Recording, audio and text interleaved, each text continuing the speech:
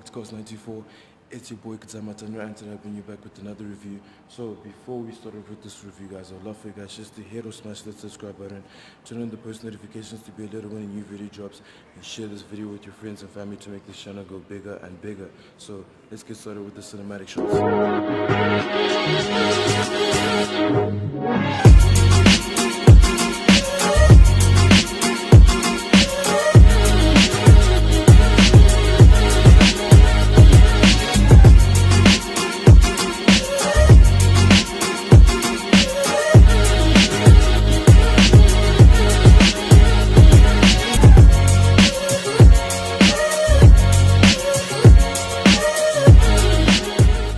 Here we go, guys. Today we have a first on the channel, a mid-size family SUV, and honestly one of the most practical compared to its rivals like the X3 and the GLC. Just starting out in the front, it's been fitted with a much bigger revised grille with a nice metallic outline on it and the Quattro badge right over there.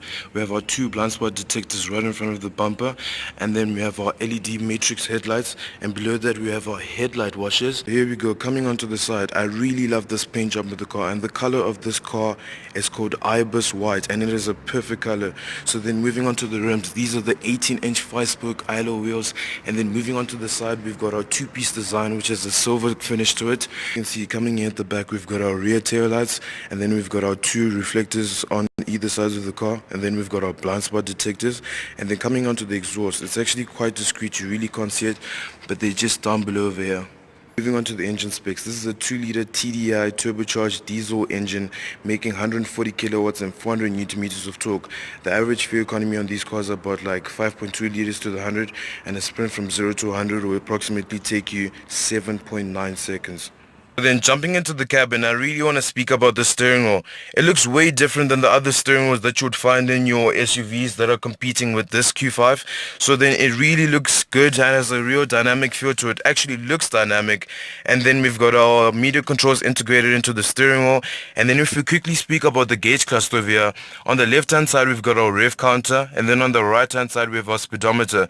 This car has a top speed of 300 kilometers an hour. That's actually really impressive for an SUV. And then in the middle here we've got a small LCD screen. This Audi's LCD screen actually displays our fuel consumption, the amount of fuel that's left, and the kilometers traveled, and many other important details that need to be displayed on the LCD screen. Up here our 7-inch display screen, and then we've got our air vents on either sides, and then the climate control system. My word, is this the best I've ever seen. I mean, like, it's very easy to use, and I really like the dials. They have a real nice smooth feel to them. And then it's all digital, so if you like switching between like your cold and hot temperatures, you can see them being adjusted here on the climate control system screen. Allow me just to speak about these buttons over here. These two buttons are drive select buttons. These buttons actually enable us to switch between our driving modes like our comfort, individual, and dynamic.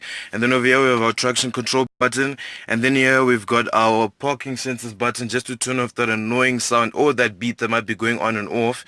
And then over here we've got our infotainment system buttons just to control the infotainment system, our gear lever, and our electronic handbrake, as you can see. And then we've got our two cup holders and our storage compartment. Not that big, but then the dashboard actually makes up for it because it is extremely enormous. First of all, I have to mention this: the seats are incredibly amazing to sit in, and the material used in the seats are called the fine Napa leather, and they're extremely comfortable. I really like the design pattern on the seats and do make them stand out quite a lot.